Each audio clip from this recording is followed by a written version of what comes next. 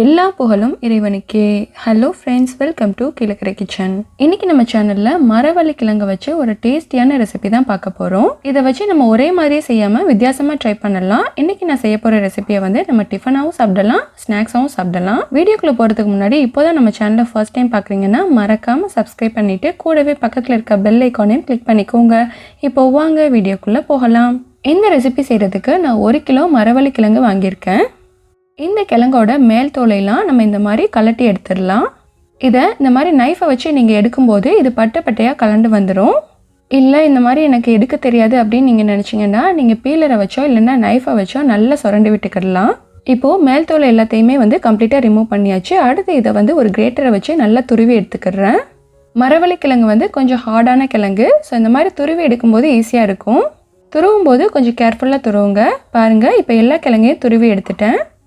அடுத்ததாக ஒரு medium size தேங்காயையும் நான் துருவி எடுத்து வச்சுருக்கேன். இன்றைக்கி வந்து நம்ம மரவள்ளி கிழங்கை வச்சு புட்டு தான் செய்ய போகிறோம். ஸோ இதுக்கு வந்து புட்டுக்குழாய் எடுத்திருக்கேன். ஃபஸ்ட்டு துருவுன மரவள்ளி கிழங்குல ஒரு 4 ஸ்பூன் சேர்த்துக்கிறேன். மரவள்ளி கிழங்கை சேர்த்துட்டு அடுத்த லேயருக்கு வந்து நம்ம தேங்காய் துருவலை சேர்க்கணும். இதில் ஒரு 2 ஸ்பூன் அளவு சேர்த்துக்கிறேன். ஸோ அடுத்த லேயருக்கு வந்து மரவள்ளி கிழங்கு, அப்புறம் வந்து தேங்காய் துருவல், இந்த மாதிரி மாற்றி மாற்றி ஆட் பண்ணிக்கோங்க.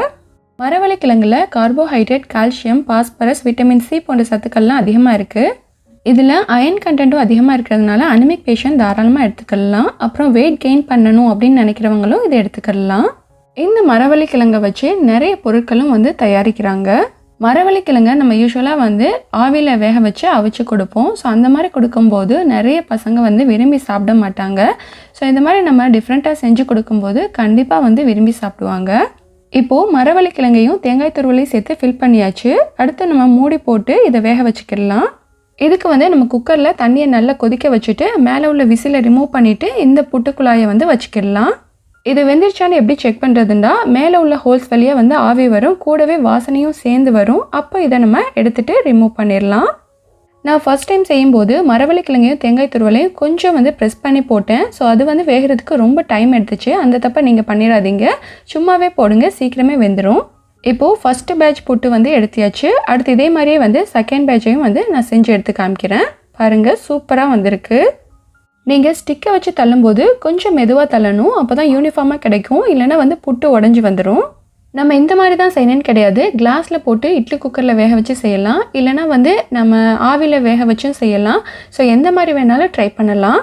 நம்ம நார்மலாக வந்து மரவள்ளி கிழங்க சும்மா தான் வேக வச்சு சாப்பிடுவோம். ஸோ இப்போது வந்து நம்ம புட்டு டைப்பில் செஞ்சுருக்கிறதுனால இதுக்கு வந்து சுகரோ இல்லைனா கருப்பட்டியோ வச்சு சாப்பிட்டா ரொம்ப டேஸ்ட்டாக இருக்கும். இந்த மரவள்ளி கிழங்கை வச்சு நம்ம டிஃப்ரெண்ட்டாக ட்ரை பண்ணலாம். ஏற்கனவே நம்ம சேனலில் மரவள்ளி கிழங்கு வட்டலப்பம், மரவள்ளி கிழங்கு அடை, மரவள்ளி கிழங்கு வடை, அப்புறம் மரவள்ளி கிழங்கு ஸ்வீட்ஸ்லாம் வந்து செஞ்சுருக்கோம். கண்டிப்பாக ட்ரை பண்ணி பாருங்கள், ரொம்ப டேஸ்ட்டாக இருக்கும். இப்போது ஃபஸ்ட்டு வந்து நான் சுகரை போட்டு சாப்பிட்டு பார்த்துட்டு அதுக்கப்புறம் வந்து கருப்பட்டியை சேர்த்து சாப்பிட போகிறேன்.